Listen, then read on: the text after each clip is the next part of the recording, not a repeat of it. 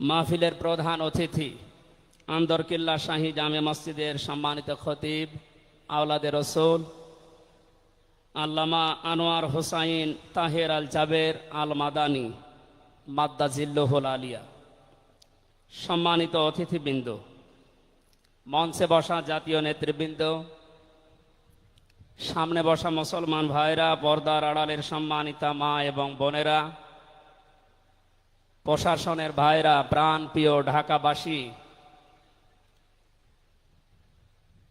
সবাইকে নিয়ে মহান রব্বুল ইজ্জাত আল জালালের দরবারে শুকরিয়া জানাচ্ছি, যিনি মহামানবের জীবন চরিত্র সম্পর্কে আলোচনার এই পবিত্র অনুষ্ঠানে আমাদেরকে হাজির হওয়ার তৌফিক দিলেন।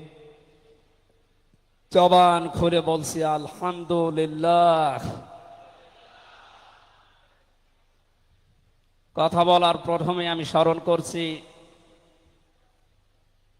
2024 সালের আগস্টের 5 তারিখ পর্যন্ত যারা মুক্তভাবে কথা বলার পরিবেশ তৈরি করে দেওয়ার জন্য নিজের জীবন পর্যন্ত দিয়ে গেলেন, শাহাদতের সর্বোচ্চ মাকাম আল্লাহ যেন তাদেরকে দান করেন। আমরা কিছু ভিডিও দেখতে পাচ্ছি, অনেকে বলছে তারা শহীদ হয়নি, তারা নিজেদের বুককে গলির সামনে, অস্ত্রের সামনে পেতে আত্মহত্যা করেছে। তারা কাদের কাছ থেকে কি পেয়ে কি খেয়ে কথা বলছেন আমি জানি না। কোরআনে কারিমে আল্লাহ তাআলা 1500 বছর আগে জানিয়েছে।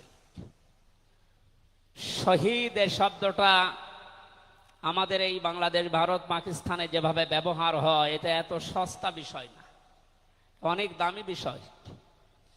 শহীদদের ব্যাপারে কথা যেন মানুষ উল্টা পাল্টা না বলে, এজন্য মানুষের মুখের উপরে আল্লাহ নোটিশ জারি করে দিয়েছে। আল্লাহ পাক বলেন, ওয়ালা তাকুলু লিমান ইউকতালু ফি সাবিলিল্লাহি আমওয়াত বাল আহইয়াউন ইনদা বাল আহইয়াউ ওয়ালাকিন লা তাশউরুন। সূরা বাকারার 154 নম্বর আয়াতে আমি যতগুলো তাফসীর পড়েছি, সব মুফাসসির আয়াতের ব্যাপারে একই বক্তব্য দিয়েছেন। আল্লাহ পাক তামাম দুনিয়ার সব মানুষের মুখের উপরে নোটিশ দিয়েছেন, ওয়ালা তাকুলু, কেউ এ কথা বলবা না যে মানুষগুলো আমি আল্লাহর জন্য জীবন দিয়েছে, এরা মারা গেছে, কথা কখনো বলবা না। কারণ তারা জীবিত এবং তারা, তোমরা এই বিষয়টা বোঝো না, উপলব্ধি করতে পারো না। মুখের পরে মানুষ যেহেতু অন্তর দিয়ে ধারণা করতে পারে, এই জন্য আল্লাহ হৃদয়ের উপরে, অন্তরের উপরেও নোটিশ দিয়েছেন, ওয়ালা তাহসাবান্নাল্লাযীনা কুতিলু ফি সাবিলিল্লাহি আমওয়াতা বাল আহইয়াউন ইনদা রাব্বিহিম ইরযাকুন।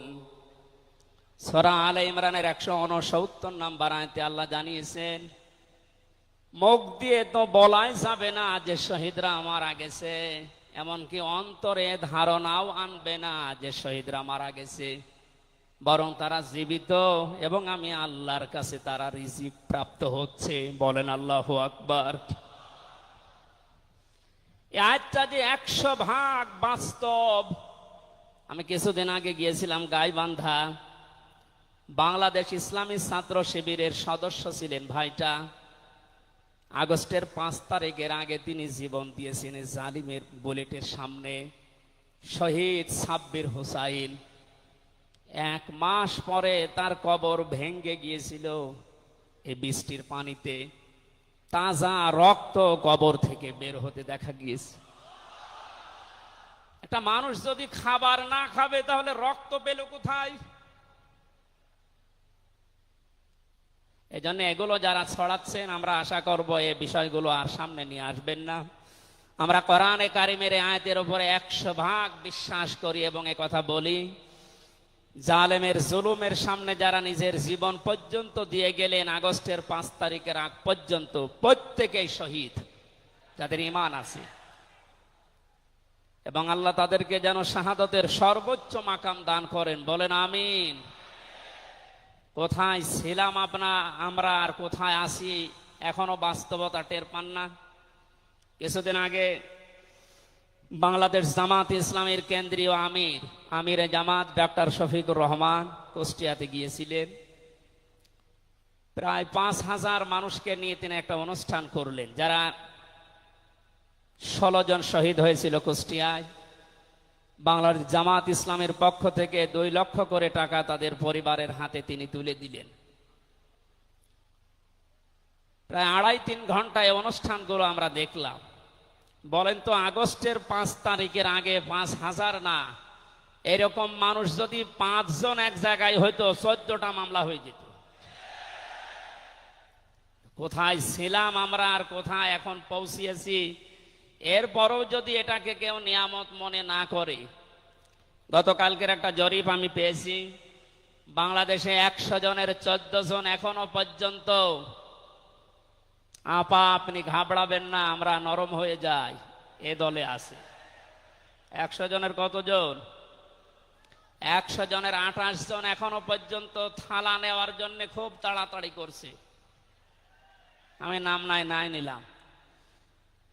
আনন্দের বিষয়, 100 জনের 58 জন মানুষ এখন চাচ্ছে এদেশে আল্লাহর বিধান দিয়ে জমিনটা চলুক। আগস্টের 5 তারিখ খুব বেশি দিন যায়নি। এই কয়েকদিনের ব্যবধানে যদি এই অবস্থা সৃষ্টি হয়, এই জন্য আমার মনে হচ্ছে এদেশের অনেক মুনাফিকেরা বুঝে ফেলেছে বিষয়টা, এজন্য খুব তাড়াতাড়ি করছে যে থালা আমাদের হাতে দেন। আমার দাদা একটা গল্প বলতেন।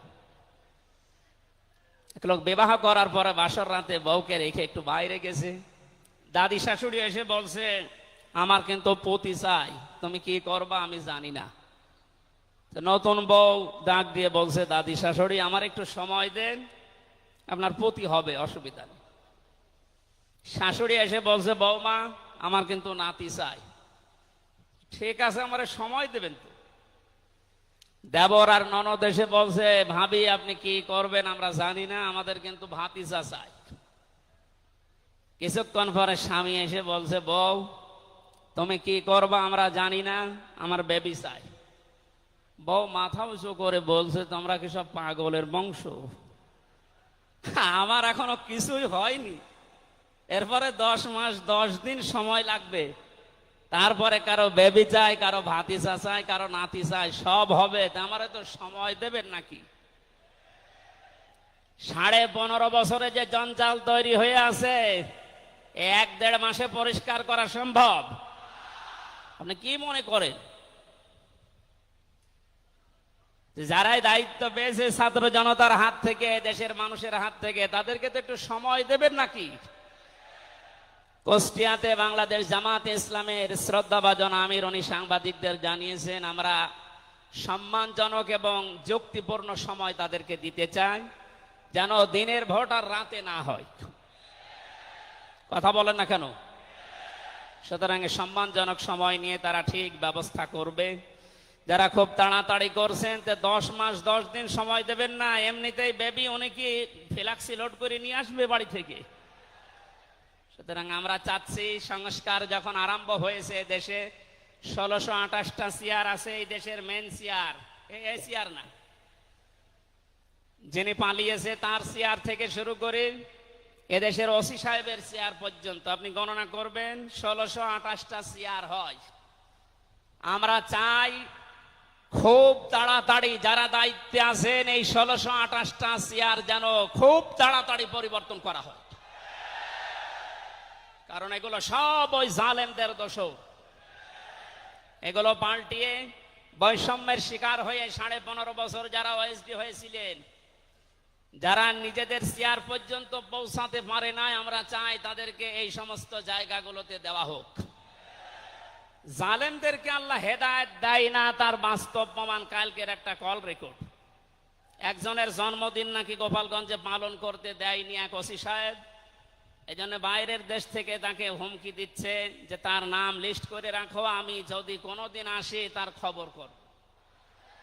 আমি কথাটা শোনার পরে মিলালাম, আল্লাহু লা ইয়াহদিল কওমাজ জালিমিন।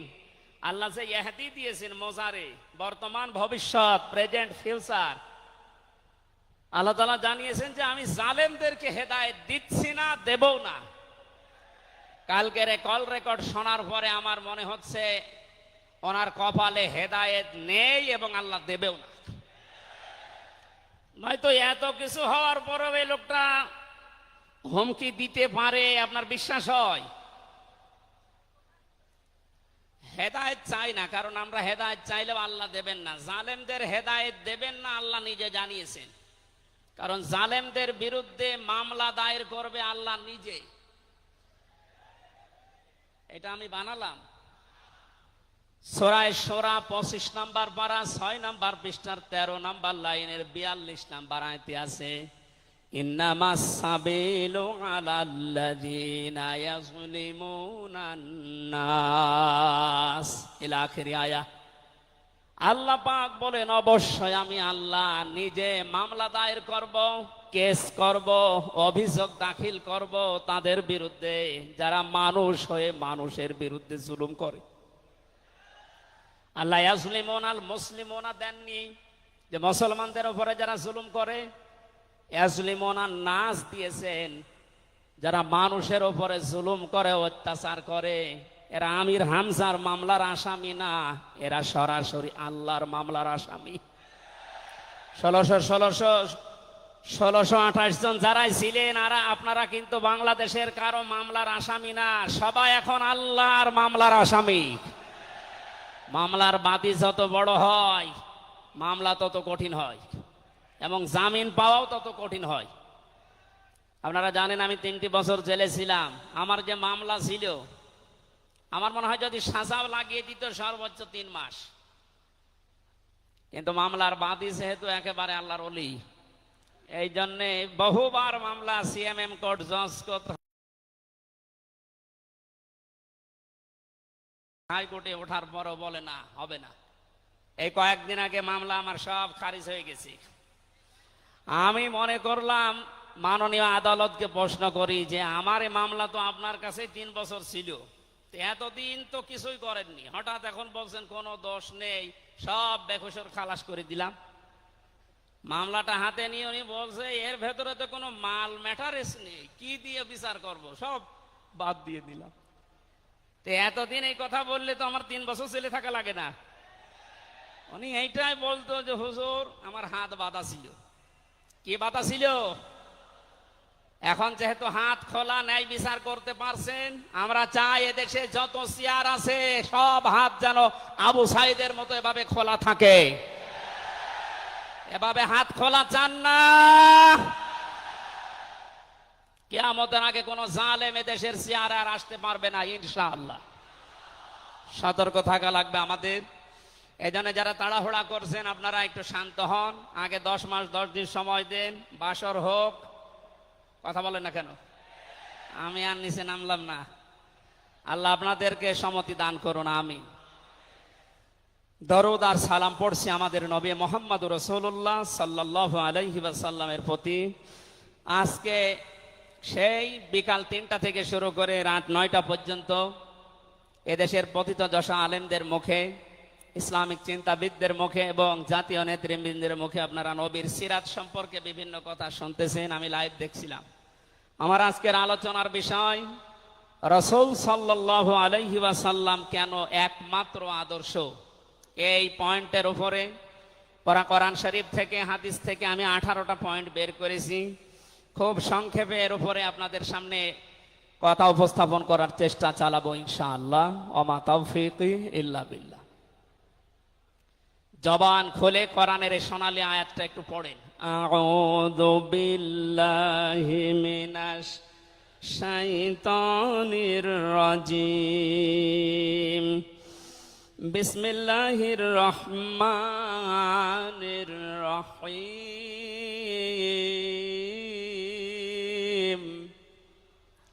লাকাদ কান কানা লাকুম ফি রাসূলিল্লাহি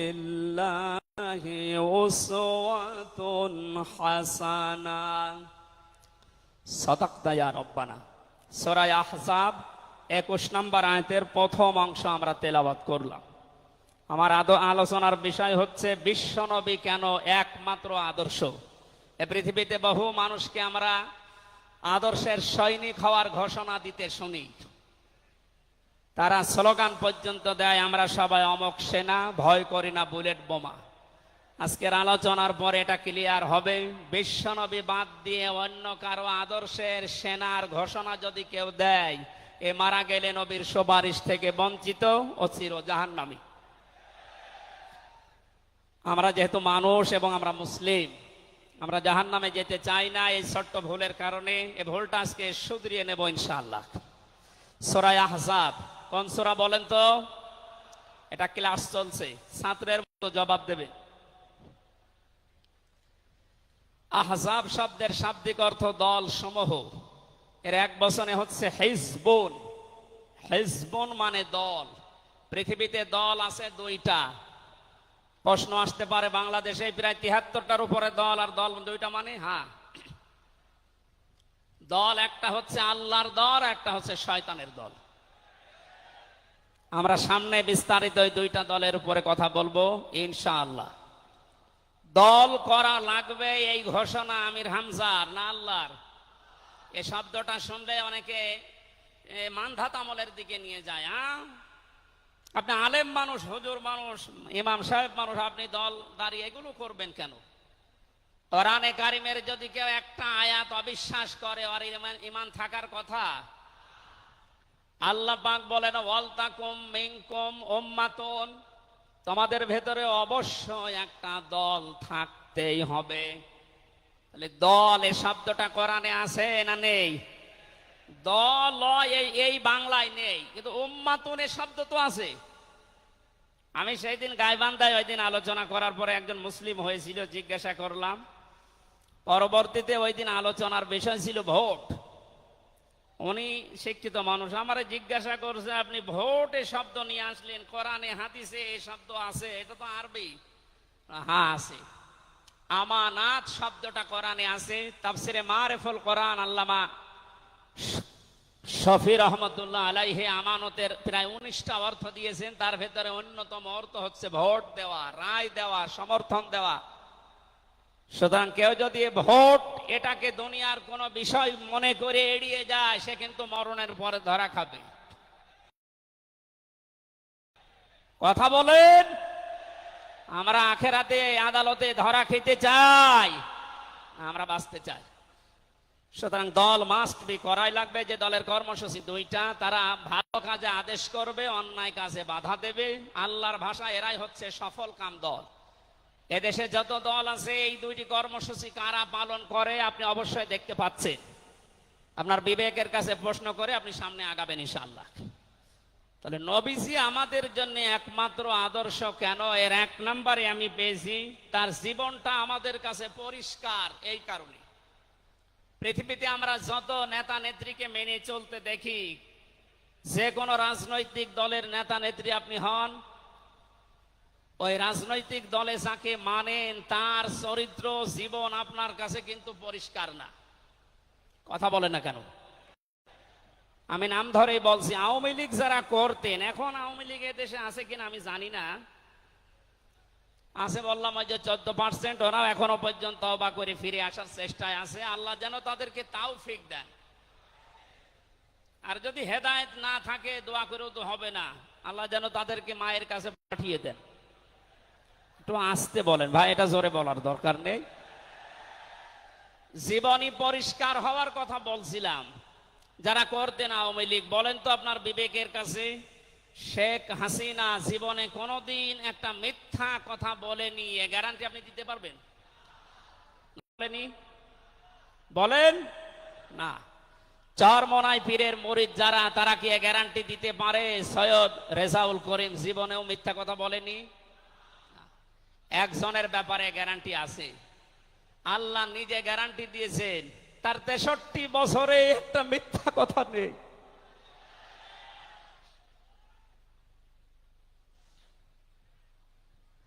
এই জন্য বিশ্বনবী আমাদের একমাত্র আদর্শ হওয়ার কারণ এই যে জীবনে 63 বছরে একটাও মিথ্যা কথা বলেননি। জোরে বলেন আল্লাহু আকবার। এটা যে কত বড় বিষয় আপনি চিন্তা করলে আপনি চিন্তার রেখা শেষ করতে পারবেন না।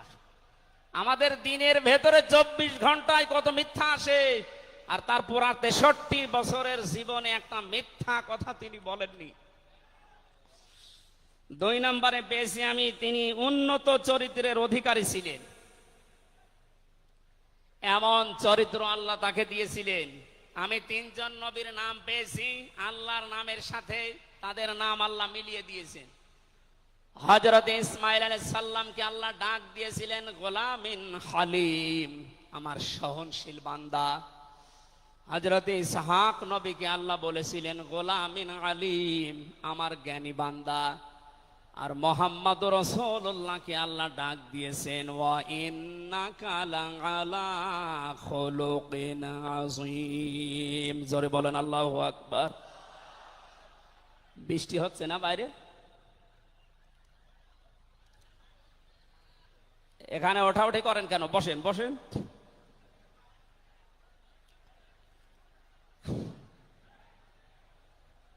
এই কোরআনের আলোচনার ভেতরে কথা বললে কিন্তু গুনাহ হবে ভাই, কথা বলা যাবে না। কষ্ট হলে ওইভাবে থাকেন, কথা বলবেন না। 3 নম্বরে পেয়েছি আমি সূরা ইউনূসের 58 নম্বর আয়াতে আল্লাহ তাআলা জানিয়েছেন বিশ্ব নবী তোমাদের জন্য একমাত্র আদর্শ হওয়ার কারণ তিনি শ্রেষ্ঠ সম্পদ। قل بفضل الله وبرحمته فبذلك فليفرحوا هو خير مما يجمعون। নবী আপনি বলুন, তামাম দুনিয়ার মানুষেরা যা গেইন করে, যা অ্যাচিভ করে, যা অর্জন করে, যা কিছু পেয়ে আনন্দে আছে,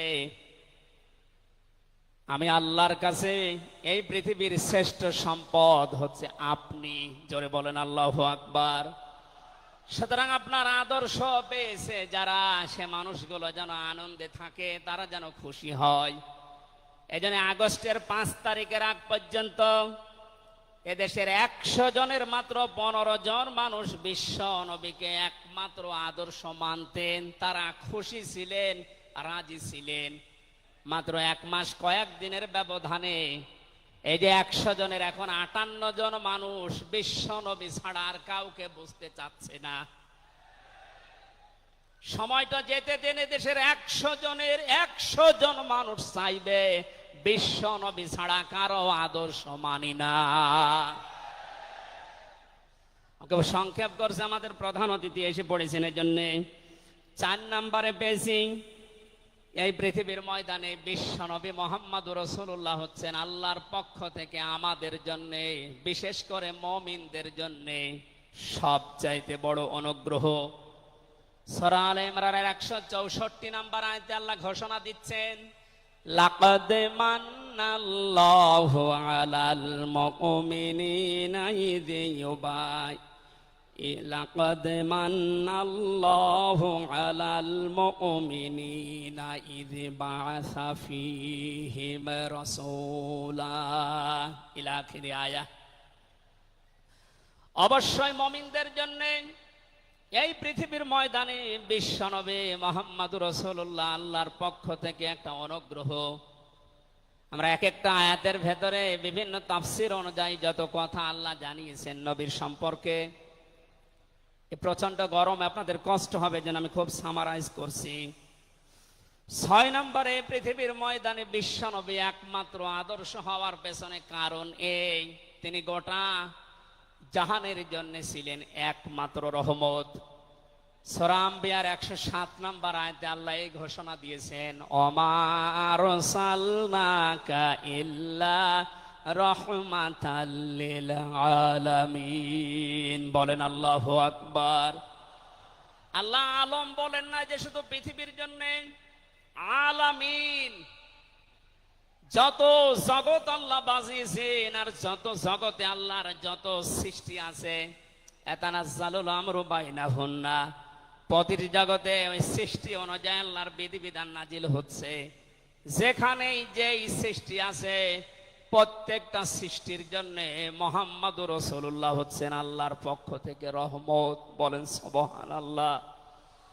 সেই রহমতকে হযরতে হালিমাতুস সাদিয়া চিনেছিলেন। কোলে নেওয়া থেকে শুরু করে বাড়ি পর্যন্ত যেখানে নিয়ে গেছেন, সিরাত ইবনে হিশাম বলছে সব জায়গায় হালিমাতুস সাদিয়া বিশ্ব নবীর মাধ্যমে আল্লাহর রহমত পেয়েছিলেন। সিরাত বিশ্বকোষের ভেতরে পেয়েছি আল্লাহর নবীকে হযরতে হালিমাতুস সাদিয়া যেদিন কোলে তুলে নিলেন, হযরতে হালিমা বলেন আমার স্তনে দুধ ছিল না। মুহাম্মদুর রাসূলুল্লাহকে কোলে নেওয়ার সঙ্গে সঙ্গে আমাদের স্তন, আমার স্তন দুইটাই দুধে পরিপূর্ণ হয়ে গেছে। আমি ডান স্তন তাকে দিলাম, তিনি পান করলেন। বাম স্তন তাকে দিয়েছি, সঙ্গে সঙ্গে তিনি মুখ বের করে নিলেন। হযরতে হালিমা বলেন আমি একবার, দুইবার, তিনবার মুহাম্মদুর রাসূলুল্লাহর মুখে আমার স্তন দিয়েছিলাম। তিনবারই মুহাম্মদ সাল্লাল্লাহু আলাইহি সাল্লাম স্তন থেকে মুখ বের করে নিয়েছেন। চোখের ইশারা দিয়ে যেন আমাকে বসাতে চাই, মা হালিমা জোর করেন কেন? ডান স্তন এটা আমার অধিকার ছিল, আমি পান করেছি। বাম স্তন এটা আমার অধিকার না। আমি জানি আপনার একটা সন্তান আছে, তার নাম আব্দুল্লাহ, এটা আমার দুধ ভাই আব্দুল্লাহর অধিকার। ও মা হালিমা, পৃথিবীতে আমি ভাইয়ের হক নষ্ট করার জন্য আসি না, এসেছি ভাইয়ের হক ফিরিয়ে দেওয়ার জন্য। ঢাকাবাসী যেই নবী মায়ের কোলে বসে ভাইয়ের হক নষ্ট করেন নাই এই রবিউল আউয়াল মাসে, সেই নবীর উম্মত আমরা এখন যারা দাবি করছি অধিকাংশ গুলোই দেখতে পাই যত বড় হচ্ছি তত ভাইয়ের হক মারার জম হচ্ছি। এটা তো রবিউল আউয়ালের শিক্ষা ছিল না। হযরতে হালিমা বলেন তাকে যে গাধার উপরে তুললাম দুর্বল ছিল, সঙ্গে সঙ্গে সবল হয়ে গেছে। বাড়িতে পৌঁছাতে দেরি, কুয়ায় পানি ছিল না, কুয়া ভর্তি হয়ে গেছে। খেজুর গাছে খেজুর ছিল না, বিশ্বনবী মুহাম্মদুর রাসূলুল্লাহ যেহেতু রহমত, আমার খেজুর গাছে খেজুর পরিপূর্ণ হয়ে গেছে। সুতরাং ওনাকে যেখানেই নেওয়া হয় সেখানে যদি রহমত আসে, আমাদের এই মাথা থেকে পা পর্যন্ত, রান্নাঘর থেকে আন্তর্জাতিক জীবন পর্যন্ত, আজকের এই সিরাত অনুষ্ঠানে যদি সিদ্ধান্ত নিয়ে যেতে পারি সব জায়গায় তাকে ছাড়া কাউকে মানব না, অবশ্যই আল্লাহ পাকে 56,000 বর্গ মাইল রহমত বরকত দিয়ে ভরে দেবেন। কথা বলেন ঠিক কিনা? আল্লাহ যেন এটা দেন আমাদের মাধ্যমে, বলেন আমিন। 6 নাম্বারটা 7 নাম্বারটা খুব গুরুত্বপূর্ণ, এইটার ব্যাখ্যা করার জন্য আমি 8-10 মিনিট সময় নিলাম, একটু খেয়াল করবেন।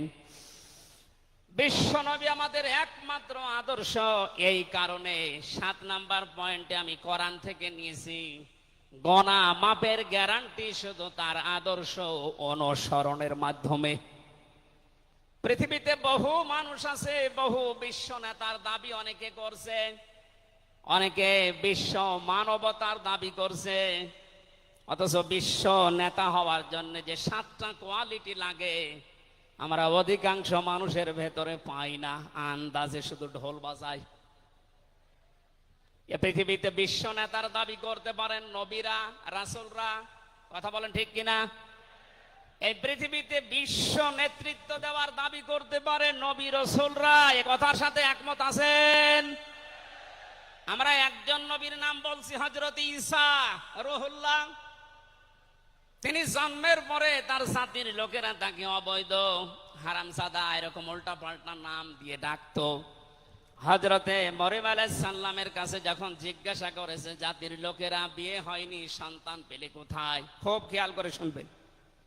হযরতে মরিয়ম ইশারা দিয়েছিলেন দোলনার দিকে, ফাশারাত ইলাইহি ক্বালু কাইফা নুকাল্লিমু মান কানা ফিল মাহদি সাবিয়্যা।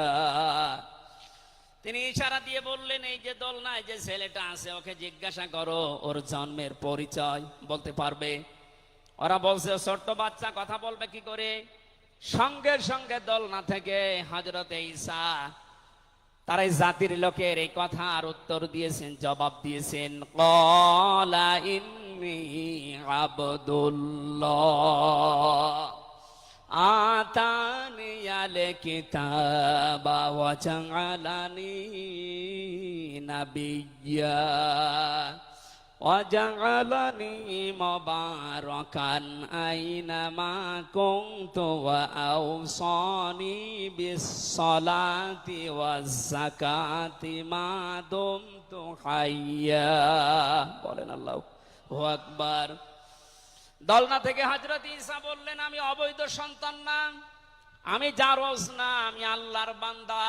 আল্লাহ পাক আমাকে জামানায় নবী করে পাঠিয়েছেন এবং আমাকে সামনে কিতাব দেবেন। আমাকে তিনি ওসিয়ত করেছেন, আদেশ দিয়েছেন আমি যেন সালাত আদায় করি, যাকাত আদায় করি যতদিন আমি জীবিত আছি। আমার মা আর বাবার সাথে, মায়ের সাথে যেন আমি ভালো ব্যবহার করি। এখানে কয়েকটা পয়েন্টের দিকে তাকান।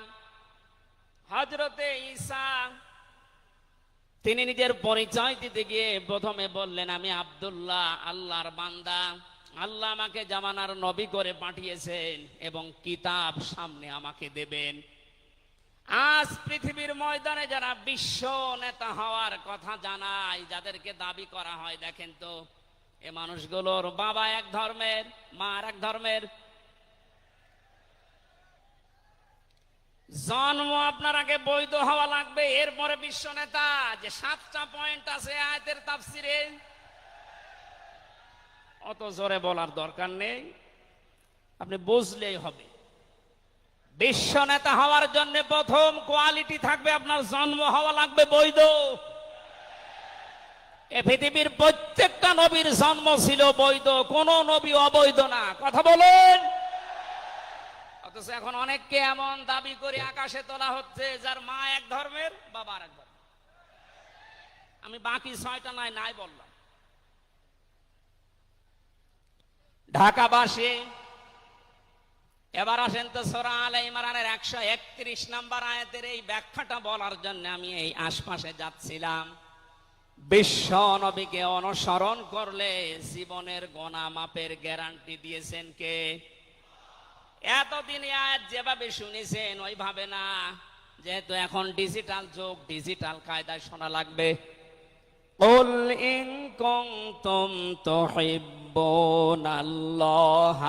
ফাত্তাবিউনি ইউহিব্বুকুমুল্লাহ ওয়া ইয়াগফির লাকুম যুনুবাকুম আল্লাহু গফুরুর রহিম। এটা তাফসিরে ফি জিলালিল কোরআনে সাইয়্যিদ কুতুব বিস্তারিত দিয়েছেন, আমি শুধু ইঙ্গিত দিচ্ছি, একটু তাকান। আল্লাহ পাক বলেন, নবী আপনি বলুন, যদি আল্লাহকে ভালোবাসি এ দাবি তোমাদের থাকে, এ দাবি আমাদের আছে না নেই? আল্লাহকে আমরা ভালোবাসি এ দাবি আছে না নেই? আল্লাহ বলেন, দাবি যারা করে তাদেরকে আপনি বলেন যে ফাত্তাবিউনি, তারা যেন আপনার অনুসরণ করে। আল্লাহ পাক বলেন, তারা যদি আপনার অনুসরণ করে ইউহিব্বুকুমুল্লাহ, আমি আল্লাহ নিজেই তাদেরকে ভালোবাসা আরম্ভ করব। আমি যদি কাউকে ভালোবাসি, তার জীবনের অপরাধগুলো মাফ করে দেই। আমি গফুর, আমি রহিম। এ পর্যন্ত বাংলা অর্থ ছিল। এবার আসেন ব্যাখ্যায়।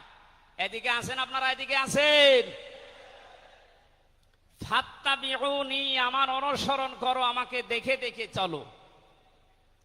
এখন এই অনুসরণ করা লাগবে কি নবীজির জীবনের আংশিক না পূর্ণাঙ্গ? আরো জোরে বলেন, আংশিক না পূর্ণাঙ্গ? আব্দুল্লাহ ইবনে উবাইয়ের দিকে তাকান, এ লোকটা অনুসরণ করেছিল কিন্তু আংশিক। এই জন্য মুনাফিকের সর্দার হয়ে মারা গেছে। কথা বলেন ঠিক কিনা? তার নামাজ ছিল রসুলের মতো, রোজা ছিল রসুলের মতো, নবীজির পেছনে হজ করেছে, নবীজির সাথে, বিশ্ব নবীর সাথে ইফতারি করেছে, কিন্তু বিশ্ব নবী এই পৃথিবীর নেতা এটা সে মানত না। আজ বাংলা সহ বিশ্বে বহু মুসলমান এই থিওরিতে আছে, তারা নামাজ রসুলের মতো পড়ে, রোজা রসুলের মতো রাখে, কিন্তু সমাজ নবীজি, রাষ্ট্র নবীজি 10 বছর কোরআন দিয়ে চালিয়েছিলেন, এইটা মানতে তারা রাজি না। এ মানুষগুলোর অনুসরণ হচ্ছে আংশিক না পূর্ণাঙ্গ? সুতরাং আংশিক অনুসরণ করলে আল্লাহ কি আপনাকে ভালোবাসা আরম্ভ করবে? না। ইউহবিব এটা মোজারে, বর্তমান, ভবিষ্যৎ, প্রেজেন্ট, ফিউচার। যখন আপনি পূর্ণাঙ্গ অনুসরণ করার জন্য দাড়ি থেকে মাথা থেকে শুরু করে পা পর্যন্ত, রান্নাঘর থেকে শুরু করে আন্তর্জাতিক জীবন পর্যন্ত সব জায়গায় বিশ্ব নবীকে অনুসরণের সিদ্ধান্ত নিয়ে নেমে পড়বেন, আল্লাহ তখন ভালোবাসা আরম্ভ করবে। আয়াত অনুযায়ী এদেশে এখনো যারা পূর্ণাঙ্গ অনুসরণ আরম্ভ করেননি, একটু নিজের দিকে তাকিয়ে ভাবেন তো। আপনি 14 বার হজ করতে পারেন, 24 বছর রোজা রাখতে পারেন, প্রতিদিন 72 রাকাত নামাজ পড়তে পারেন নফল, কিন্তু এখনো পর্যন্ত আল্লাহর ভালোবাসা আপনি পাওয়া শুরু করেন। এ কথা বুঝে এসেছে? সুতরাং আমাদের অনুসরণ হবে কি আংশিক না পূর্ণাঙ্গ? আরো জোরে বলেন। নবীজির মতো নামাজ পড়া যেমন, বিশ্ব নবীর মতো রাষ্ট্র চালাতেও হবে ওই রকম। নবীজি জানিয়েছেন, মান মাতা ওয়ালাম ইয়াখযু ওয়ালাম ইউহাদ্দিস বিহি নাফসাহু মাতা আলা শুবাতিন মিনান নিফাক। যে লোকটা মরে গেল কিন্তু তার এই চিন্তা ভাবনা ছিল না যে জমিন আল্লাহর কোরআন দিয়ে চলুক, এই লোকটা মুনাফিক হয়ে মরবে, কেউ তাকে বাঁচাতে পারবে না। অথচ এই হাদিসটা সামনে নিয়ে বাংলাদেশে আমরা এখনো অনেককে নামাজ পড়া, রোজা রাখা, দাড়ি রাখা, জুব্বা গায়ে দেওয়া মানুষকেও মুনাফিক হয়ে মরার সম্ভাবনা দেখতে পাচ্ছি। কথা বলে ঠিক কিনা? সুতরাং আমরা চাই নবীজি যেভাবে নামাজ পড়েছিলেন, বিশ্ব নবী যেভাবে রাষ্ট্র চালিয়েছিলেন, ওইভাবে আমাদের এই দেশটাও 10 বছর চলুক। আমিরে জামাত ডাক্তার শফিকুর রহমান কয়েকদিন আগে ঘোষণা দিয়েছেন, 15 বছর লাগবে না, মাত্র 10টা বছর আমাদের হাতে দেন, আমরা গ্যারান্টি দিতে পারি এ দেশের মানুষকে। 9টা পয়েন্ট ওখানে উনি দিয়েছেন, সবগুলোর বাস্তবায়ন করে এই 16 কোটি মানুষকে উনি দেখাবেন। এটাকে আজ অনেকে রাজনীতি মনে করে উল্টাপাল্টা দিকে নিয়ে যাচ্ছেন। আমার বিশ্ববিদ্যালয়ে থাকাকালীন এক দুষ্টু বন্ধু ছিল, 10 বছর নবী কোরআন দিয়ে রাষ্ট্র চালিয়ে বলতে পেরেছিলেন, খায়রুল কুরুনি করনি, আমার যুগ শ্রেষ্ঠ যুগ। আমাদের দেশটা 53 বছর স্বাধীন হয়েছে, 1 বছরও কোরআন দিয়ে চলেছে। এই জন্য তো কোনো জিনিস নিরাপদ না। আমার ছোট দাদা উনি বলছিলেন যে হজে যাওয়ার পরে দেখি একটা ঘড়ি পড়ে আছে, মোবাইল ঘড়ি। চিন্তা করলাম নেব না, মনের ভেতরে ভয়, যদি ধরা পড়ে যায় তাহলে তো মানুষ, এ দেশে তো ধরা পড়লে আবার হাত কেটে দেবে, দেশে যাওয়ার পরে মানুষ বলবে হাজী সাহেব চোর। এই ভয়তে নিলাম না। কি করি, অতক্ষণ দাঁড়িয়ে থেকে কেউ নেয়ও না, কারো পায়ের নিচে পড়ে আবার নষ্ট হয়ে যাবে, তুলে নিলাম এদিক ওদিকে তাকিয়ে। হারানো জিনিস যেখানে জমা দেয় ওই জায়গায় জমা দিলাম। ওনারে জিজ্ঞাসা করলাম, ভাই মোবাইলের দাম কেমন হবে? উনি আমারে বলছে, ইয়া হাজিউল হজ্জা তাইনা বিলাদুকা, হে হাজি দেশ কোথায়? দাদা বলে, জি তুমেন বাংলাদেশ। বাংলাদেশ থেকে এসেছি। আপনার বাংলাদেশের টাকার মান অনুযায়ী এই ঘড়ি মোবাইলের এটা দাম হবে 72,000 টাকা। কত? 72,000 টাকার মোবাইল পড়ে আছে, ঘড়ি কেউ নিচ্ছে না। এদেশে থাকবে? বলেন। সাধারণ মানুষের কাছে থাকা দূরের কথা, দরবেশের কাছে থাকবে 36,000 কোটি টাকা। আমার মনে হয় আমার 33 বছরের জীবনে গণনা করেও শেষ করতে পারবো না। পদ্মা সেতু আর একটা বানিয়ে এখনো 4,000 কোটি টাকা রাষ্ট্রে থেকে যেত। কথা বলেন। দরবেশ যদি এই করে, যেগুলো ধরবেশ ওগুলোর চরিত্র কি বলেন? এই জন্য এই বন্ধুটা আমারে বলছিল, আমি রামজা, আমি কুষ্টিয়া থেকে যাচ্ছিলাম ঢাকাতে, একটা নর্মাল কোচে চড়ে হঠাৎ আমার পেটে গন্ডগোল। সিরাজগঞ্জ রোড পার হওয়ার পর ড্রাইভারকে বললাম যে ভাই একটু দাঁড়ান, আমি নেমে যাব, আমার পেটে গন্ডগোল। ড্রাইভার বলছে গাড়ি থামবে না, একেবারে জায়গা মতো থামবে। আপনার যদি বেশি অসুবিধা হয় তো পেছনে সিট খালি আসে, বসে বসে আল্লাহ আল্লাহ করেন। ও বলছে আমার পেটে গন্ডগোল, একে আল্লাহ আল্লাহ থামে? পেছনে যে দেখি কয়েকটা সিট খালি পড়ে আছে, ওই যে পলিথিন দেয় বমি করার জন্য, একটা নিলাম। দুই সিটের মাঝে বসে ওই কাজ করলাম। চিন্তা করলাম এটা যদি রেখে চলে যায় তাহলে আমার তো বদনাম হয়ে যাবে। পকেট থেকে একটা সাদা রুমাল ছিল, ওইটা বের করলাম, টাইট করে বাঁধলাম, পেছনের জালানা খুলে ফেলে দেব। আল্লাহর ইশারা পেছনে আসছিল মোটরসাইকেলওয়ালা। পড়বে কি পড়বে একেবারে মোটরসাইকেলের সামনে। ও বলছে জালনা দিয়ে তাকিয়ে আছি, দেখলাম মোটরসাইকেলওয়ালা এদিকে ওদিকে তাকিয়ে ও মনে করছে নতুন রুমালে থপ করে পড়লো কি। এ রুমাল যখন নতুন, ভেতরের জিনিসও মনে হয় নতুনই হবে। ও বলে তুলে নিল, ও বাড়ি যেয়ে টের পাবে যে কোন নতুন জিনিস। এই জন্য বলছে হামজা, আমাদের দেশে পায়খানা পর্যন্ত নিরাপদে নেই, এর বাস্তব প্রমাণ আমারটা। অথচ আমিরে জামাত গ্যারান্টি দিয়েছেন চুরি থাকবে না, শুধু পায়খানা না, ৩৬,০০০ কোটি না, ৩৬ পয়সাও চুরি হবে না। 10 বছরের জন্য ছেড়ে দেন দেশটা। আপনারা ওনার সাথে একমত কিনা? কারা কারা ওনাদের হাতে দিতে চান দেখি? লিল্লাহি তাকবীর।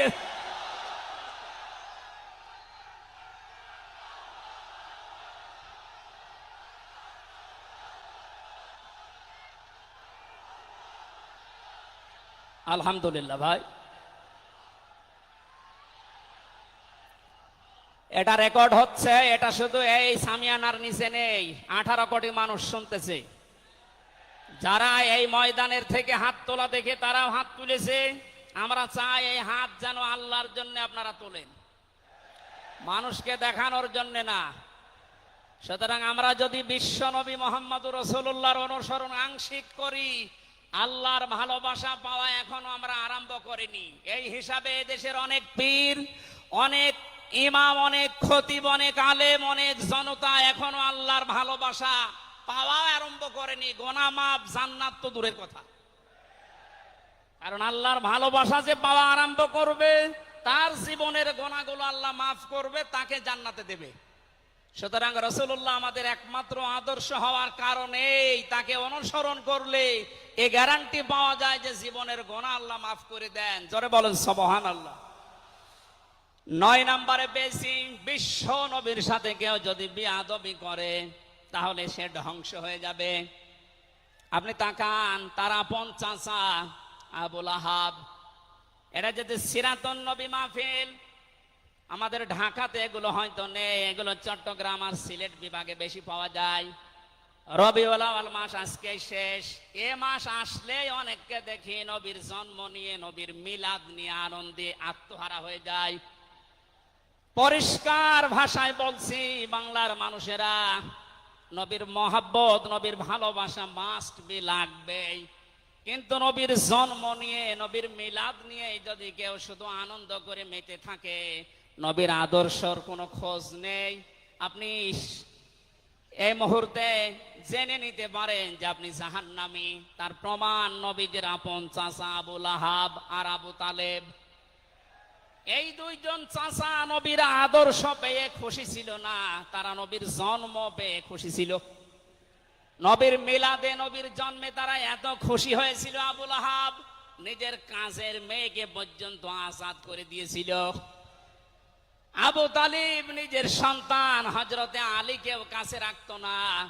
আল্লাহর নবীর জন্মে লোকটা এত বেশি খুশি হয়েছিল, যতদিন পর্যন্ত তার আন্ডারে ছিল নবীজি, ততদিন নিজের ছেলে বাদ দিয়ে বিশ্ব নবীকে কাছে রেখে ঘুমাতো। অথচ তাদের পুরা দুইজনের জীবন আমি পড়ে দেখেছি।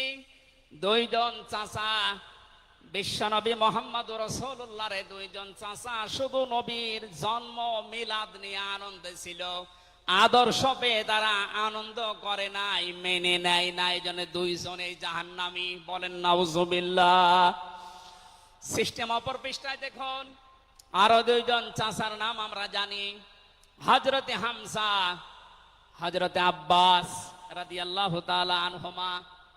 এই দুইজন চাচা শুধু নবীর জন্মে মিলাদে খুশি ছিলেন না, তারা নবীর আদর্শ পেয়ে খুশি হয়েছিলেন। এই জন্য দুইজনেই জান্নাতি। বলেন সুবহানাল্লাহ। হযরতে হামজা, হযরতে আব্বাস যে জান্নাতে গেছে কোনো সন্দেহ আছে?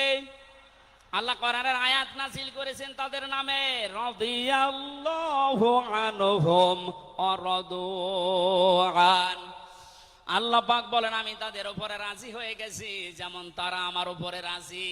সুতরাং হযরতে আব্বাস, হযরতে হামজা দুইজনেই নবীর আদর্শ মানার কারণে জান্নাতি। আমরা এদের মতো হতে চাই, বলেন আমিন। এখানে একটা কথা আছে, হযরতে হামজা আব্বাস রাদিয়াল্লাহু তাআলা আনহু তিনি কিন্তু অনেক আগে মুসলমান হয়েছিলেন গোপনে, কিন্তু প্রকাশ করেননি। এই মাসলাটা বলছি এই কারণে, 152 জন সমন্বয়কের ভেতরে 108 জন বাংলাদেশ ইসলামী ছাত্র শিবিরের নেতা এবং পরীক্ষিত কর্মী। তারা আজ অনেক জালেম এবং অনেক মুনাফিক পর্যন্ত, এমন অনেক আলেম নামে জালেম পর্যন্ত এই বিষদগার করছে। নাম যেহেতু দেখেছে ছাত্র শিবির, এই জন্য তাদের চুলকানি। কেন ওরা এতদিন পরিচয় প্রকাশ না করে এই কাজ করলো? ওরা মুনাফিক, ওরা শয়তান। যেখানে বিশ্বজিতের মতো হিন্দু সে রেহাই পায় না, সেখানে পরিচয় দিয়ে মার খাবে। সুতরাং সাদিক সাহেব এবং এস এম ফরাদ ভাই সহ যারা পরিচয় গোপন করে এই জালেমের বিদায়ের জন্য এই বিপ্লব আমাদেরকে এনে দিয়েছেন, তাদেরকে প্রত্যেক থানায়, জেলায়, রাজধানীতে সংবর্ধনা দেওয়া দরকার। তারা এটা এমনিতেই করে নাই, তারা হযরতে আব্বাসের জীবন থেকে করেছে। অথচ হযরত আব্বাস রাসূলের বিরুদ্ধে বদরের ময়দানে বিরুদ্ধে যুদ্ধ করার জন্য আবু জাহেলের পক্ষ নিয়ে গিয়েছিল, অথচ তিনি ওই সময় মুসলমান। তার মানে নিজের পরিচয় গোপন করে বাস্তবতার নিরিখে স্থান কাল পাত্র ভেদে একটা কৌশল, এটা একটা হেকমা। ও জীবনে কোরআনই পড়ে নাই, হাদিস পড়ে নাই, ও ফতোয়া দিচ্ছে যে এ হচ্ছে মুনাফিক। এই জন্য ওনারা যা করেছে, আমি এখানে 9টা পয়েন্ট এনেছিলাম। সাদিক সাহেব ভাই সহ, এস এম ফরাদ ভাই সহ 108 জন যা করেছে, সব নবীদের থেকে, নবীর মাদের থেকে, নবীর সাহাবীদের থেকে, নবীদের চাচার থেকে শিক্ষা নিয়ে এই হেকমতটা অবলম্বন করেছে। আল্লাহ তাদেরকে যেন সর্বোচ্চ মাকাম দান করেন, বলেন আমিন।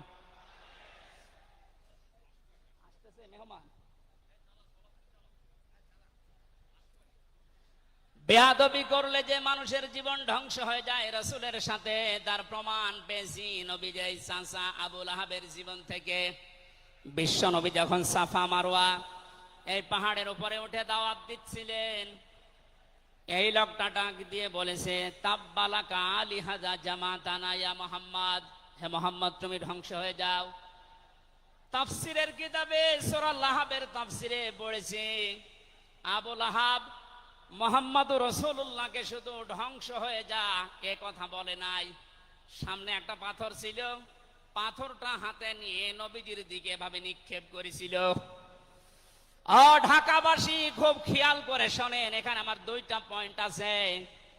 আবু লাহাব 1500 বছর আগে মুহাম্মদুর রাসূলুল্লাহর দিকে যে পাথর নিক্ষেপ করেছিল, তাফসীরে ফি জিলালিল কোরআন মুফাসসির লিখেছেন সাইয়্যিদ কুতুব, যে নবীজির সামনে পাথরটা পড়েছিল, নবীজির শরীরে লাগে নাই।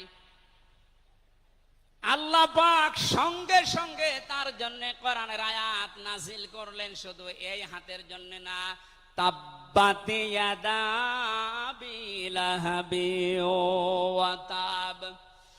ইয়াদানে ছিল শব্দটা, ইয়াদা দিয়ে বচন আল্লাহ দিয়েছেন, অথচ আবু লাহাব পাথর নিক্ষেপ করেছিল কয় হাত দিয়ে? আরো জোরে আরেকবার বলেন। আল্লাহ যে তার 2 হাতই ধ্বংস করে দিলেন। জবাব দিয়েছেন মুফাসসির এইভাবে, আবু লাহাব যদিও এভাবে পাথর নিক্ষেপ করেছিল, এক হাত দিয়ে কিন্তু তার বাম হাত একটু নড়াচড়া করে সাপোর্ট দিয়েছিল। আপনি যদি এখান থেকে একটা কোনো কিছু নিক্ষেপ করেন এভাবে, এই হাত দিয়ে শুধু কাজ হবে না, এই হাতও নড়াচড়া করে সাপোর্ট দেবে। আল্লাহ এইটাও সহ্য করেন নাই।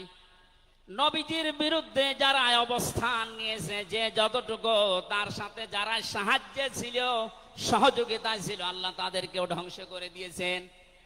এই 15.5 বছরে আল্লাহর নবীর আদর্শকে, তার শিক্ষাকে, শিক্ষা ব্যবস্থা থেকে ডাইরেক্ট ডান হাতের মতো, অনেকে বাম হাতের মতো পেছন দরজা দিয়ে নাড়াচাড়া করে উল্টিয়ে ফেলেছিলেন। এই কথা বলেন না কেন? হযরতে আবু বকর আর নবীজির সেই সারে গারে সুরের সেই ঘটনাটা আমাদের শিক্ষা ব্যবস্থা এখন আর নেই। এগুলো তুলে ওখানে বাবার জীবনী বসিয়েছেন।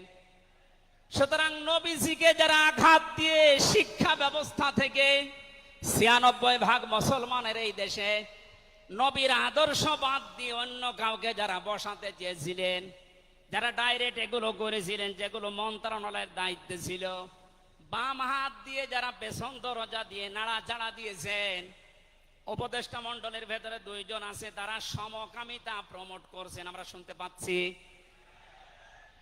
পাঠ্যপুস্তকে যে পরিবর্ধন আনার চেষ্টায় আছেন। 96% মুসলমান কিন্তু ঘুমিয়ে যায়নি, এরা এখনো জেগে আছে। আমিরে জামাত কুষ্টিয়ায় সেদিন ঘোষণা দিয়েছে, দেশের মুসলমানের এখন আর 5 তারিখের আগের মতো ঘুমিয়ে নেই, সব সজাগ আছি আমরা। আরো জোরে বলেন। সুতরাং যারা ডান হাত দিয়ে চেষ্টা করছেন আল্লাহ বিরোধী, রাসূল বিরোধী, মানবতা বিরোধী এই কাজগুলোকে প্রমোট করার জন্য, বাস্তবায়নের জন্য, আর পেছনের দরজা দিয়ে যারা বিভিন্ন নাম নিয়ে আবুল আহাবের বাম হাতের মতো নাড়াচাড়া দিচ্ছেন, আল্লাহ পাক যদি ধরে আবুল আহাবের মতো ডান হাত বাম হাত সব কিন্তু ধ্বংস করে ছাড়বে। এই জন্য আমরা সাবধান বাণী উচ্চারণ করছি। এগুলোই যারা আছেন, আমি নাম নিলাম না, ছাত্র জনতা যেভাবে আপনাদেরকে উপদেষ্টা বানিয়েছে, আপনি 152 জনের 108 জনের দেখতে পারছেন না। এই মানুষগুলো কি চাই? 108 জন না, আমি 152 জনের সাথে যোগাযোগ রেখে দেখেছি, সবাই চায় এদেশে আল্লাহর বিধান চালু হোক। এই রবিউল আউয়াল মাসে রাসূলের চরিত্র যেভাবে শুনি, ওটা যেন বাস্তবে দেখতে পাই, সেটা চালু হোক। 53 বছর তো দেখলে বাবা চালিয়েছিল, দুর্ভিক্ষে মরিছে অনেকে, আমি দেখি না, আমার তো 33 বছর, এ মুরব্বীরা দেখেছি। স্বামী চালিয়েছিল অনেকের চাচা চালিয়েছে 9 বছর, ভাবি চালিয়েছে, এমনকি বউ চালিয়েছে, এটা তো দেখলাম। এখন শুধুমাত্র কোরআন দিয়ে চললে, নবীর আদর্শ দিয়ে চললে দেশটা কেমন দেখা যায় এটা দেখতে বাকি আছে। এটা আপনারা দেখতে চান না সামনে? আমার জীবনের সবচাইতে বড় শখ, আকাঙ্ক্ষা, তামান্না এইটা যে চর্ম চোখে যেন আল্লাহ আমাকে দেখায় যে 56,000 বর্গ মাইল তার কালাম দিয়ে চলছে। এটা দিয়ে চললে যে কেমন দেখা যায়, এটা মিনি জান্নাত হয়ে যাবে। আপনি বিশ্বাস করেন, এটা মিনি জান্নাত হয়ে যাবে। অনেকের এখনো পর্যন্ত শ্বশুর ভয় দেখাচ্ছে। আমির জামাত সেদিন বলেনি যে শ্বশুর ভয় দেখাচ্ছে মেয়েদেরকে যে তোমাদের ঘর বন্দি করে রাখবে। অনেকে যারা ডাইল খায়, মামা বাবা খায়, লাল পানি খায়, এরা কি খাবে? দেশটা যদি কোরআন দিয়ে চলে, নবীর আদর্শ দিয়ে চলে, পুরা দেশটা হয়ে যাবে মসজিদের মতো।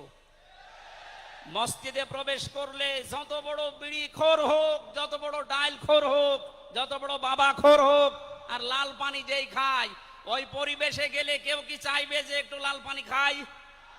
কারণ পরিবেশটাই রহমত দিয়ে ভরপুর। কথা বলেন ঠিক কিনা? এজন্য মসজিদে প্রবেশ করতে হলে আল্লাহর রহমত আমরা কামনা করি। আল্লাহুম্মা আফতাহলি আবওয়াবা রহমাতিক। পুরা জায়গাটাই রহমত দিয়ে ভরপুর। আল্লাহর কোরআনের বিধান সেখানে চলে, এজন্য পুরা জায়গাটা রহমত দিয়ে ভরপুর করা। এই দেশটায় যদি আল্লাহর বিধান চালু হয়, রাসূলের আদর্শ চালু করতে পারি আমরা, পুরা দেশটা হয়ে যাবে মসজিদের মতো। তখন আর লাল পানি খেতে, বিড়ি খেতে আপনার মনে চাইবে না ইনশাআল্লাহ। আপনি জান্নাতি হয়ে মারা যেতে পারবেন, এই গ্যারান্টি আমরা দিতে পারি। সুতরাং আমরা রাসূলের সাথে কোনো বিয়াদবি যেন না করি। আমার মনে হয় মেহমান এসে গেছে আমাদের মাঝখানে।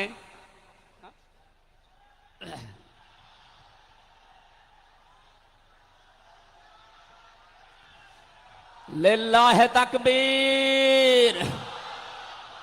আওলাদে রাসূলের আগমন, আওলাদে রাসূলের আগমন। আমাদের মাহফিলের প্রধান অতিথি আওলাদে রাসূল আল্লামা আনোয়ার হোসাইন তাহের আল জাবেরি আল মাদানী মাদ্দাজিল্লাহুল আলী আমাদের মাঝে এসে গেছেন। আমরা যে প্রচন্ড গরমে আপনারা কষ্ট পাচ্ছেন এবং উনি যেহেতু এসে গেছে এখন আর কথা বলা মনে হয় ঠিক হবে না। আমি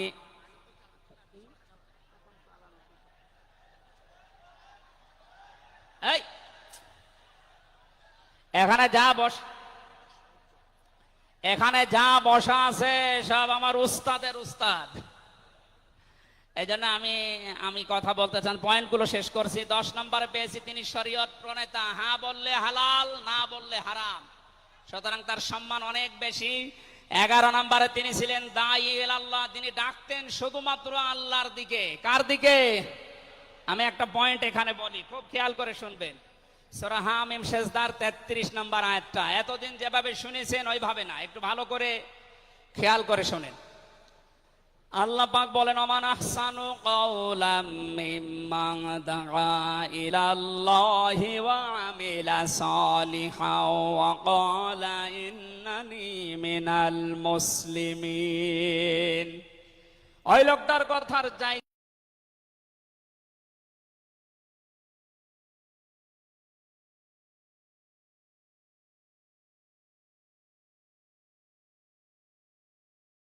আর উত্তম কথা কে বলে দুনিয়ায়? যে লোকটা আল্লাহর দিকে মানুষকে ডাকে, নিজে ভালো ভালো কাজের আঞ্জাম দেয় আর নিজে পরিচয় ওপেন করে যে আমি একজন মুসলমান। আমি কি বাংলার মুসলমানেরা? আপনি আয়াতের দিকে 3টা বিষয় খেয়াল করেন। এদেশে কম বেশি আমরা 96% যেহেতু মুসলমান, এই জন্য আল্লাহর দিকে আমরা ডাকি, এটা আমি মেনে নিলাম। 2 নম্বরে ভালো ভালো কাজের আঞ্জাম আমরা নিজের জায়গা থেকে ওয়াকালা ইন্নানি মিনাল মুসলিমিন, আমি মুসলমান, এই ঘোষণা দেওয়ার মতো পরিবেশ এই এখন এমন জায়গা অনেক আছে যেখানে আমি মুসলমান এ কথা বলা এখনো সম্ভব না। সুতরাং আয়াতের 3 নাম্বার, এটা যদি বাস্তব এই চর্মচোখে দেখতে চান যে আমি মুসলমান, এই পরিচয় দিয়ে আমি এই পৃথিবীতে টিকে থাকতে চাই, তাহলে এই দেশটা কোরআনের হাতে দেওয়া লাগবে, মাস্ট বি। কথা বলেন ঠিক কিনা? সুতরাং আমাদের এখন থেকে ডাক হবে কোনো পীরের দিকে না, কোনো বাবার দিকে না, আমাদের একমাত্র ডাক হবে আল্লাহর দিকে। জোরে বলেন আমিন। 12 নম্বরে বেশি তিনি যুদ্ধবন্দীদের সাথে এমন ভালো আচরণ করতেন। ইয়ামামার বিগ লিডার ছিলেন এই লোকটা, সামামা ইবনে ওয়াসাল রাদিয়াল্লাহু তাআলা আনহু। বদরের ময়দানে তিনি ধরা পড়লেন, সাহাবীরা তাকে বেঁধে রেখেছে মসজিদের ভেতরে খুঁটির সাথে। নবীজি এসে বললেন, সামামা কেমন লাগে তোমার, কি আচরণ আমার কাছে আশা করো? লোকটা বলে, মুহাম্মদ সাল্লাল্লাহু আলাইহি সাল্লাম, আপনি আমাকে মেরেও ফেলতে পারেন, ছেড়েও দিতে পারেন। নবীজি তাকে বললেন, সামামা এই দুনিয়ায় শেষ দুনিয়া না, আর একটা জগৎ আমাদের সামনে আসে। ইসলামের বিশাল কিছু তার সামনে তুলে ধরলেন। বাড়িতে যাওয়ার পরে নিজের হাতে রান্না করে খাবার পাঠালেন তার জন্য। দ্বিতীয় দিন আবার তাকে দাওয়াত দিলেন ইসলামের। বিশ্ব নবী নিজে উটের দুধ এক সাহাবীকে দিয়ে দহন করিয়ে গরম করে পাঠালেন। মনে হচ্ছে তিনি জামায় আদর করছেন, অথচ সে লোকটা যুদ্ধবন্দী। একটা যুদ্ধবন্দী মানুষের সাথে বিশ্ব নবীর যে আচরণ, এ পৃথিবী অবাক হয়ে গেছে। অথচ এই 15.5 বছরে যুদ্ধবন্দী না, কারাবন্দী, তাও অন্যায় ভাবে। আরে ভাই, আমার তো 3 বছর পরে যেহেতু মামলা খালাস করে দিয়েছে, আদালত কর্তৃক প্রমাণ হয়েছে যে আমি নির্দোষ, আমার কোনো দোষ নেই, তাহলে আমার মামলার আয়ু থেকে শুরু করে একেবারে ওই উপর পর্যন্ত যিনি পালিয়েছেন, এ পর্যন্ত যারা জড়িত ছিল, আমি চাই তাদের প্রত্যেকে যেন 3 বছর জেলে থাকে। এইটাই ন্যায় বিচার হবে। এই কথা বলে না কেন? আমার জন্য 3 বছর, ব্যারিস্টার আরমানের জন্য 8 বছর, 11 বছর। কত বছর? আপনি যে চট করে ঢুকে পড়বেন, আগে 11 বছর থাকেন, এরপরে।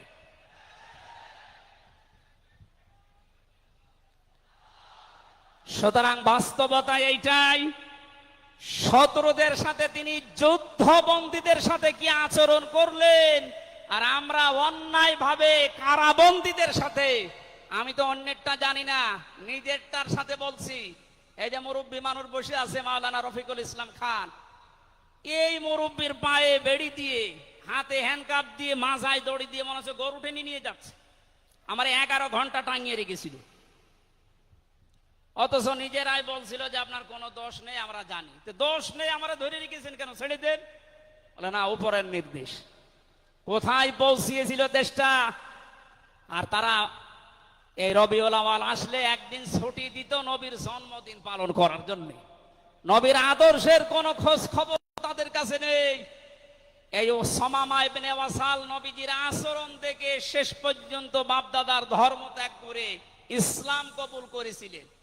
এই 15 বছর যদি এরকম কিছু দেখাতে পারতেন, লাখের উপরে মানুষ জেল খাটতেছে। আমার মনে হয় 100 জনের 70 জন মানুষ এই দেশে জেল খাটে, কিচ্ছু জানে না। বিশেষ করে 15.5 বছর এই মানুষগুলো আপনার দলে অন্তত না আসলেও আপনার জন্য দোয়া করত। এরপরে আমি পেয়েছি বিশ্বনবীকে একমাত্র আদর্শ হওয়ার কারণ তিনি শত্রুদের সাথে এমন আচরণ দেখিয়েছিলেন, পৃথিবীতে ইতিহাস হয়ে আছে। তাইফে তিনি দোয়া করেছিলেন, আল্লাহুম্মা হাদি কওমি ফাইন্নাহুম লা ইয়ালামুন। 14 নম্বরে পেয়েছি তিনি নবী এবং রাসূলদের নেতা ছিলেন। 15 নম্বর ছিল তার বক্ষ ছিল উন্মুক্ত। 16 নম্বরে পেয়েছি তিনি ছিলেন লাইট বা আলো। 17 নম্বরে তিনি ছিলেন স্নেহময়, মমতাময়। 18 নম্বরে তিনি ছিলেন কমল হৃদয়ের অধিকারী। এক একটা শব্দের ভেতরে লক্ষ লক্ষ কথা আল্লাহ লুকিয়ে রেখেছেন। রাসূলের জীবনে 1 ঘন্টা 1.5 ঘন্টায় না, কিয়ামত পর্যন্ত যদি কেউ আলোচনা করে, আমি 31টা বিষয় সাজিয়েছি এক একটা পাঠ অনুযায়ী। সুতরাং এরকম যদি শুরু হয় তো 31 দিন একাধারে লাগার কথা আমার এই ক্ষুদ্র জ্ঞানে। যারা আরো বড় বড় আলেম এখানে বসে আছে, কিয়ামত পর্যন্ত আলোচনা শুনবেন, করবেন। আমাদের নবী আজিম খুলুকিন আজিম, কোনদিন শেষ হবে না ইনশাআল্লাহ। সুতরাং নবীজি আমাদের একমাত্র আদর্শ, এটাই ফাইনাল। তাকে ছাড়া আমরা কাউকে মানি না। ওদারত আহ্বান জানাচ্ছি তাকে আদর্শ গ্রহণ করার জন্য। আমিন। বারাকাল্লাহু লানা ওয়া লাকুম ফিল কোরআনিল আযীম। এখন আমাদের সামনে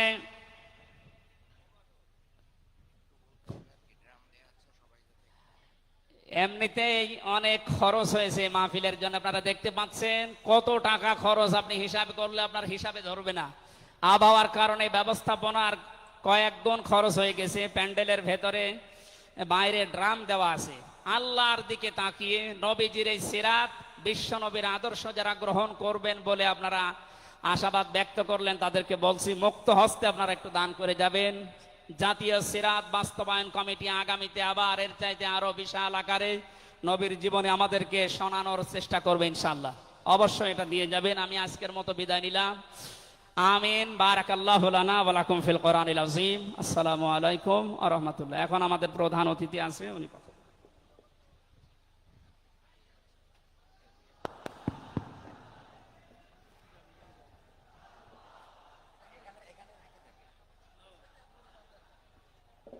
সম্মানিত উপস্থিতি, আপনারা দেখছেন আমাদের মঞ্চে ইতিমধ্যে প্রধান অতিথি এসেছেন এবং চট্টগ্রাম থেকে চট্টগ্রাম মহানগরী জামাতের সম্মানিত আমির এসেছেন। এ পর্যায়ে আমাদের সামনে আরেকজন মাজলুম আলেমে দ্বীন মাওলানা মুফতি সাখাওয়াত হোসাইন রাজীব আমাদের সামনে বক্তব্য পেশ করবেন। সংক্ষিপ্ত বক্তব্য পেশ করছেন মুফতি সাখাওয়াত হোসাইন রাজীব।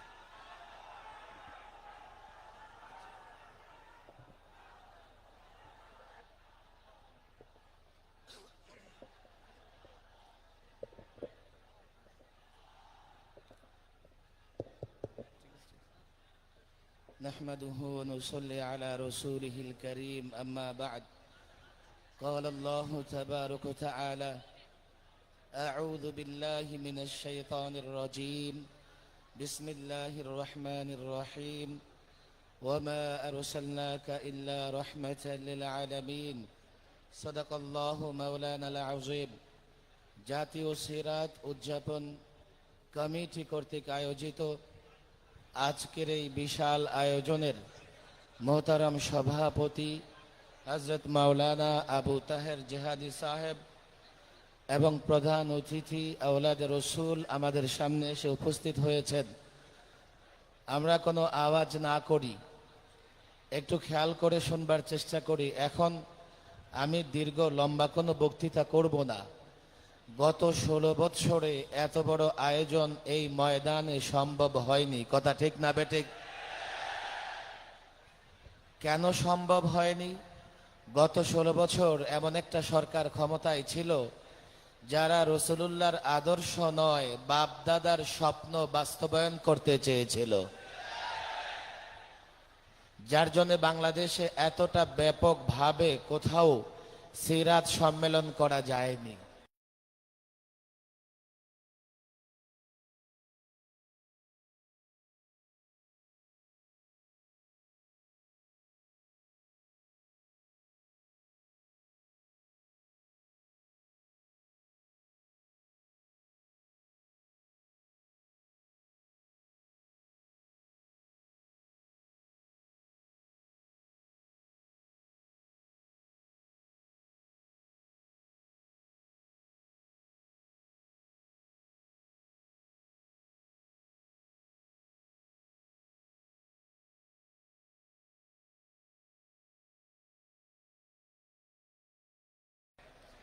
ফলাফল